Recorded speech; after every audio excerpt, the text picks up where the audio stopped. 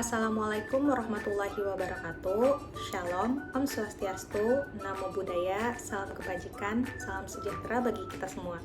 Perkenalkan, kami dari kelompok 3 akan mempresentasikan video proyek UAS mata kuliah soft skill kami, yaitu video penerapan berpikir kritis tentang berita perusakan pohon sakura oleh tulis WNI di Jepang. Selamat menyaksikan. Yang pertama yaitu mengenai ringkasan berita perusakan pohon sakura oleh turis WNI di Jepang yang kami ambil dari BBC News Indonesia. Berita tersebut mencerminkan kekhawatiran dan kekecewaan atas perilaku beberapa turis Indonesia di luar negeri yang menuai kontroversi dan juga kecaman di media sosial. Dua kejadian yang menjadi perhatian adalah turis Indonesia yang merusak pohon sakura di Jepang dan kelompok ibu-ibu yang makan lesehan di Joe, Changi, Singapura. Para ahli pariwisata dan pejabat pemerintah menegaskan bahwa perilaku tersebut bukan hanya masalah pariwisata, tetapi juga masalah etika WNI di negeri orang. Selanjutnya, dari berita tersebut dapat kita identifikasi. Yang pertama, masalah utama yang muncul adalah mengenai etika dan perilaku turis. Tindakan merusak pohon sakura menunjukkan kurangnya kesadaran dan penghargaan terhadap budaya setempat oleh sebagian turis Indonesia yang berpergian ke luar negeri. Yang kedua, perilaku merusak pohon sakura dapat menciptakan dampak negatif terhadap citra Indonesia karena segala perilaku wisatawan WNI akan mencerminkan persepsi orang luar terhadap Indonesia. Yang ketiga, perlunya sosialisasi yang lebih baik mengenai norma-norma serta aturan budaya setempat kepada masyarakat yang hendak berpergian ke luar negeri untuk menghindari terulangnya kejadian tersebut. Dan yang terakhir yaitu penghormatan budaya dan aturan setempat saat berpergian merupakan tanggung jawab individu, di mana segala sikap dan perilaku di negara lain akan mencerminkan persepsi terhadap Indonesia. Pada bagian analisis, yang pertama membahas turis Indonesia diduga rusak pohon sakura di Jepang.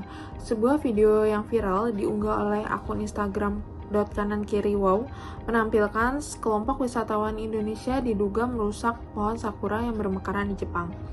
Ini menyebar di media sosial dan menimbulkan perhatian luas, terutama di kalangan netizen Jepang dan juga Indonesia. Yang kedua, penyebab terjadinya video viral. Video yang viral menampilkan sekelompok orang dengan celutukan berbahasa Indonesia di tengah menikmati bunga sakura yang mekar. Seorang pria parubaya di kelompok itu tampak menggoyang-goyangkan ranting agar bunga sakura berguguran. Sementara seorang perempuan muda memegang kamera tampak menikmati jatuhan bunga itu. Yang ketiga, pro kontrak di sosial media. Netizen mengecam aksi wisatawan Indonesia yang diduga merusak pohon sakura di Jepang karena dianggap memperburuk citra Indonesia dan tidak memperhatikan etika menikmati tradisi Hanami di Jepang. Pada bagian evaluasi, validitas sumber informasi. Informasi terkait ulah turis di Indonesia di Jepang dan Singapura dikencam warganet ini diperoleh dari pemilik akun Instagram @kanankiriwow yang memviralkan video tersebut, menjelaskan bahwa ia membagikan video tersebut agar dapat menjadi pembelajaran bagi masyarakat. Kenapa gue buat video perbandingan gini? Agar kita bisa lihat bagaimana masing-masing memperlakukan pohon sakura, kata Wawan dalam akunnya @kanankiriwow. Selanjutnya, etika menikmati bunga sakura yang harus diketahui si wisatawan. Menikmati bunga sakura tidak bisa sembarangan.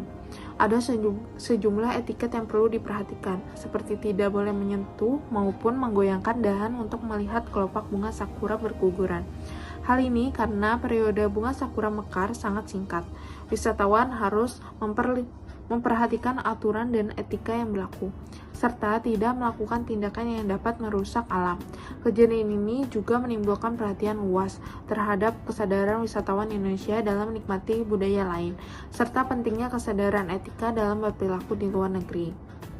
Netizen di sosial media. Kejadian ini menuai respon negatif dari netizen. Banyak yang berkomentar tindakan itu merusak alam dan menilai mereka layak untuk dilarang ke Jepang. Bahasa apa yang digunakan mereka? Kata seorang netizen di unggahan tersebut. Saya bertanya kepada mereka dan orang itu menjawab Indonesia. Saya terdiam ketika melihat mereka melakukannya. Balas pengunggah menanggapi pertanyaan tersebut.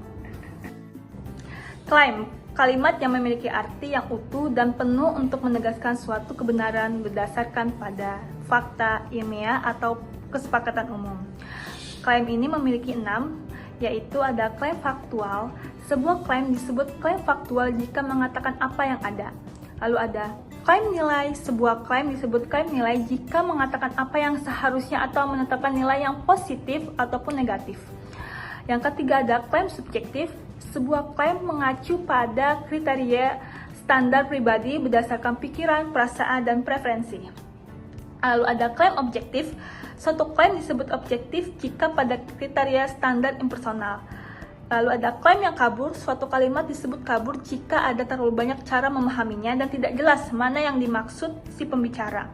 Lalu ada klaim yang ambigu, kekaburan yang melibatkan dua makna atau sekitar itu dalam suatu klaim tersebut. Berikut klaim berdasarkan berita yang kita ambil. Terdiri dari 4 klaim dalam berita ini. Masing-masing klaim memiliki 2 contoh. Yang pertama ada klaim faktual. Contohnya, 2 pria tampak mengguncang-guncangkan dahan pohon sakura itu dan membuat bunga-bunga berjatuhan. Contoh yang kedua, bunga sakura sering sekali mekar pada Maret di sebagian besar wilayah Jepang dan berlangsung sekitar 2 minggu. Adapun contoh klaim nilai, yaitu memiliki 2 contoh, yaitu memalukan banget warga Indonesia merusak sakura di Jepang. Yang kedua, nggak semua bisa punya manner. Yang ketiga, contoh klaim dari subjektif, yaitu aku tidak bisa berkata apa-apa ketika melihat mereka melakukan itu. Yang kedua, contohnya, biar apa digituin. Nah, yang terakhir, contoh dari klaim objektif. Ranting dari pohon sakura itu juga terjatuh usai digoyang-goyangkan pria tersebut. Contoh yang kedua, bunga sakura sering kali mekar pada Maret di sebagian besar wilayah Jepang dan berlangsung sekitar 2 minggu. Selanjutnya, saya akan menjelaskan tentang argumen dan counter argumen. Yang pertama ada argumen. Argumen terdiri dari pernyataan yang berisi kesimpulan atau pernyataan lain yang berfungsi sebagai premis, yaitu alasan atau bukti suatu klaim yang membuktikan bahwa kesimpulan benar. Dengan kata lain, merupakan paragraf yang menunjukkan dukungan terhadap tesis penulis, misalnya alasan, bukti, data, dan statistik. Lalu ada counter argumen. Counter argumen memberikan paragraf yang menjelaskan sudut pandang sebaliknya atau bertentangan disertai bukti. Memberikan bantahan disertai bukti atau penjelasan sanggahan. Selanjutnya merupakan contoh argumen dan counter argumen berdasarkan berita. Untuk argumen yaitu beberapa WNI yang sedang berada di Jepang tengah menjadi sorotan dan dihujat di sosial media karena mereka melakukan tindakan tidak terpuji, yaitu merusak bunga sakura yang sedang mekar dengan menguncang-uncangnya. Lalu ada counter argumen, yaitu berita tersebut telah menyebar dan menjadi pembicaraan, walaupun hanya segelintir orang yang melakukannya, namun nama baik negara Indonesia tetap terseret, sehingga dapat menciptakan pandangan buruk terhadap negara Indonesia. Selanjutnya, saya akan membahas tentang 5 pola deduktif spesifik. Yang pertama adalah modus ponens, di mana polanya premis yang pertama jika P maka Q, premis yang kedua P, kesimpulannya maka Q. Sebagai contoh, premis yang pertama, jika WNI mengguncang-guncangkan dahan pohon sakura, maka bunganya akan berjatuhan. Premis yang kedua, WNI mengguncang-guncangkan dahan pohon sakura, sehingga kesimpulannya, oleh karena itu bunga-bunga pohon sakura berjatuhan. Yang kedua, modus tollens, polanya premis yang pertama jika P maka Q, premis yang kedua bukan Q, kesimpulannya maka bukan P. Sebagai contoh, premis yang pertama, jika WNI berhati-hati dan menjaga pohon sakura, maka bunga sakura akan tetap mekar dan tidak rusak. Premis yang kedua, bunga sakura tidak mekar dan rusak. Sehingga kesimpulannya, WNI tidak berhati-hati dan tidak menjaga pohon sakura. Yang ketiga adalah silogisme hipotesis. Polanya, premis yang pertama jika P maka Q, premis yang kedua jika Q maka R. Kesimpulannya, jika P maka R. Sebagai contoh, premis yang pertama, jika WNI merusak pohon sakura di Jepang, mereka akan viral dan masuk berita. Premis yang kedua, jika viral dan masuk berita, citra Indonesia akan menjadi buruk. Sehingga kesimpulannya, jika WNI merusak pohon sakura di Jepang, citra Indonesia menjadi buruk. Yang keempat, silogisme disjungtif. Polanya, premis yang pertama jika P atau Q, premis yang kedua bukan Q, kesimpulannya P. Sebagai contoh, premis yang pertama, entah WNI yang merusak pohon sakura di Jepang itu tidak beretika atau memang tidak sengaja. Premis yang kedua, WNI merusak pohon sakura di Jepang dengan sengaja. Kesimpulannya, WNI tersebut tidak beretika. Yang kelima adalah dilema. Polanya, premis yang pertama, P atau Q. Premis yang kedua, jika P maka R. Premis yang ketiga, jika Q maka S. Kesimpulannya, R atau S. Sebagai contoh, premis yang pertama, Indonesia harus bertindak tegas pada WNI yang merusak pohon sakura di Jepang, atau kejadian yang sama akan terulang. Premis yang kedua, jika Indonesia bertindak tegas pada WNI yang merusak pohon sakura di Jepang, mereka akan jera dan menjaga etika lebih baik lagi. Premis yang ketiga, jika kejadian yang sama terulang, citra Indonesia akan buruk di mata orang asing. Sehingga kesimpulannya, jadi entah WNI yang merusak pohon sakura di Jepang merasa jera dan menjaga etikanya lebih baik lagi, atau citra Indonesia akan buruk di mata orang asing. Selanjutnya ada paragraf induktif spesifik. Yang pertama yaitu ada analogis. Analogis adalah argumen yang bergantung pada adanya kesamaan antara dua hal atau dua keadaan. Analogis dalam berita, seperti tamu yang bijaksana di rumah orang lain, kita harus menghormati adat dan budaya setempat ketika berada di negara lain. Itu kalimat yang dapat menggambarkan apa yang seharusnya dilakukan oleh warga negara Indonesia ketika berwisata ke negara orang lain. Yang kedua yaitu ada generalisasi. Penalaran generalisasi adalah penalaran dengan menarik kesimpulan tentang suatu kejadian yang spesifik yang cocok dengan kategori umum. Generalisasi dalam berita, wisatawan yang telah melakukan tindakan merusak pohon sakura di Jepang merupakan contoh perilaku yang memalukan. Meskipun tidak semua warga negara Indonesia melakukan hal tersebut, akan tetapi dapat merusak citra bangsa negara Indonesia saat berwisata ke luar negeri yang dianggap sebagai warga negara yang tidak bertanggung jawab, sehingga memalukan bangsa kita. Kesesatan berpikir informal adalah kesalahan dalam percakapan biasa dan kadang-kadang disebut sebagai kesesatan bahasa, di mana dalam peristiwa ini terdapat dua kesesatan berpikir informal. Yang pertama ada tu quoque, yaitu kita tidak senang melihat turis asing di Bali yang tidak menghargai nilai-nilai lokal, tetapi kita sendiri seperti itu di negara lain atau di luar negeri.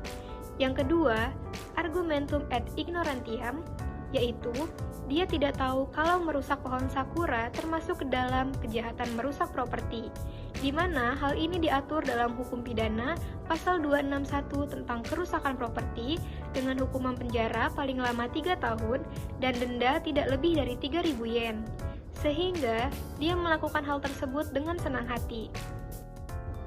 Kemudian, dengan adanya peristiwa ini, terdapat respon dan tanggapan dari berbagai pihak dan kalangan yang dimana dapat disimpulkan dalam berbagai faktor. Yang pertama dari pembingkaian yang tidak adil, di mana jika pemberitaan media atau komentar publik tentang kasus tersebut menyalahkan seluruh populasi turis Indonesia tanpa mempertimbangkan konteks atau faktor-faktor lainnya yang mungkin terlibat, hal ini dianggap sebagai pembingkaian yang tidak adil karena dapat memperkuat stereotip negatif terhadap turis Indonesia secara keseluruhan. Yang kedua, pemikiran konfirmasi. Jika orang-orang mencari dan menyoroti kasus-kasus di mana turis Indonesia melakukan tindakan yang merusak lingkungan, sementara itu mengabaikan kasus-kasus di mana turis Indonesia bertindak dengan penuh tanggung jawab terhadap lingkungan, bisa dianggap sebagai pemikiran konfirmasi, di mana hal ini dapat memperkuat persepsi negatif tanpa mempertimbangkan keberagaman individu. Yang ketiga, generalisasi berlebihan. Jika seseorang menarik kesimpulan bahwa semua turis Indonesia merusak pohon sakura di Jepang berdasarkan tindakan satu individu, ini merupakan contoh generalisasi berlebihan, di mana faktor bahwa satu turis Indonesia melakukan tindakan tersebut tidak mencerminkan seluruh populasi turis Indonesia. Yang kedua, serangan pribadi. Jika seseorang menyalahkan seluruh populasi turis Indonesia atau menganggap bahwa turis Indonesia secara intrinsik tidak bertanggung jawab karena satu individu melakukan tindakan tersebut, maka hal ini bisa dianggap sebagai serangan pribadi, di mana dalam hal ini mengabaikan kenyataan bahwa perilaku individu tidak mewakili seluruh kelompok. Lalu yang terakhir, asumsi implisit yang tidak dibuktikan. Jika diasumsikan bahwa semua turis Indonesia tidak peduli dengan pelestarian alam berdasarkan tindakan satu individu, maka ini adalah salah satu contoh implisit yang dibuktikan, di mana dalam kasus ini tidak ada bukti bahwa semua turis Indonesia memiliki sikap yang sama terhadap lingkungan. Sekian dari kelompok kami, terima kasih, semoga bermanfaat.